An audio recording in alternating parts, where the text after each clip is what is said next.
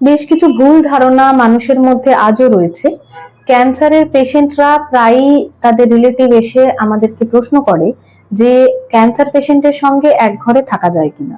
তো এই ধারণাটা সম্পূর্ণ ভুল। ক্যান্সার এভাবে ছড়ায় না। সুতরাং একটা ক্যান্সার পেশেন্টের যেটা সব থেকে বেশি দরকার সেটা হচ্ছে ইমোশনাল সাপোর্ট। তো তাকে সঙ্গে নিয়ে এক ঘরে অবশ্যই থাকা যেতে পারে। ২ নম্বর আছে, তারা প্রায় প্রশ্ন করে যে বাড়িতে ছোট বাচ্চা রয়েছে, তাকে কি কোনো ক্যান্সার পেশেন্টের সঙ্গে রাখা যেতে পারে? অবশ্যই রাখা যেতে পারে।